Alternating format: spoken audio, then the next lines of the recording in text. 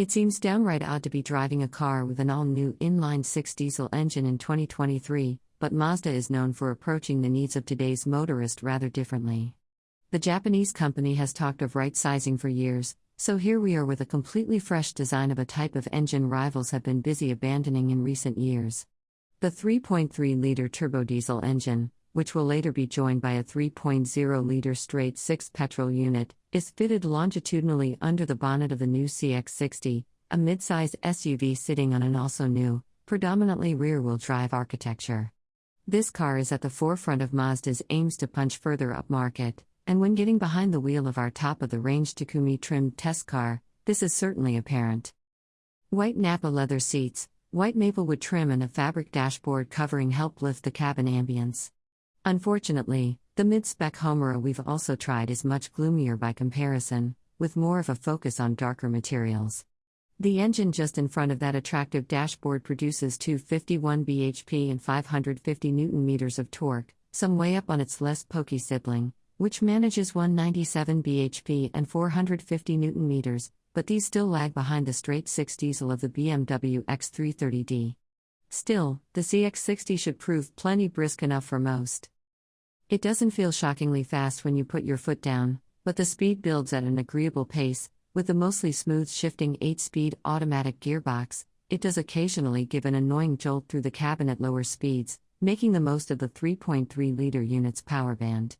Perhaps unsurprisingly, the noise made by the engine is reminiscent of a BMW straight-six diesels, and that's to say it's a rather nice din. As far as DERVs go, it's a smooth unit, in contrast with the 2.5-liter inline-four-based plug-in hybrid we're currently running as a long-term test car, which can sound coarse when worked hard.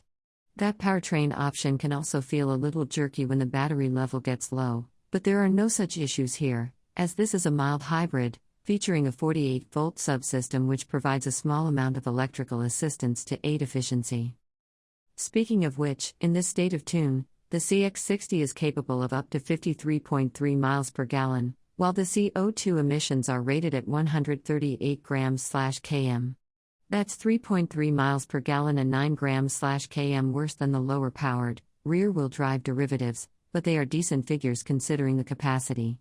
The numbers are down to a clever piston design which divides the air-fuel mixture into two parts of the cylinders, giving a leaner burn, thus making the engine theoretically more frugal than a smaller inline-four which has to be worked harder to get up to speed.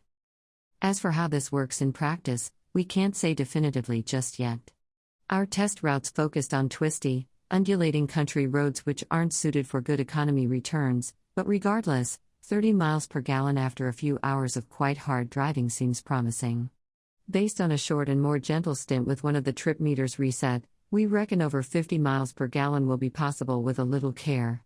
As for how the CX-60 handles itself on twisty roads, it's a bit of a mixed bag. On the one hand, Mazda's aim to set this car up in a sporting manner shows itself abundantly. The manufacturer has long sought to make each car in its lineup, whether a sports car like the MX-5 or an SUV like this, great to drive, and sure enough, the CX-60 has direct, natural-feeling steering that lets you know what the front end of the car is up to. It no doubt helps that the front suspension setup features double wishbones, in theory the ideal arrangement as it allows for a better, more consistent tire contact patch on the road. Since the all-wheel drive system has a rear bias, there's that nice sensation of the car being pushed from the rear in some corners, although even with the traction control turned off, this is far from a wayward car. It is, however, one that encourages you to press on a little more than you might in some rival machines, because it's that little bit more engaging. The problem is the damping, the ride/handling balance just isn't quite there. The CX-60 struggles to settle, particularly in the firmer sport mode, which isn't great for comfort during more sedate, day-to-day driving, while on some bumpy B roads, the body of the SUV can feel like it's getting away from you as it's jostled around. And despite the CX-60's more focused attitude, there is a fair amount of body roll. This car is 110 kilograms lighter than the PHEV, but it struggles to hide its weight quite as well as some premium SUVs, especially the aforementioned BMW X3. The 20-inch wheels fitted to the Homura and Takumi grade cars don't help in terms of comfort. They can thump over imperfections in the asphalt, while also giving off a little too much in the way of road noise for our liking.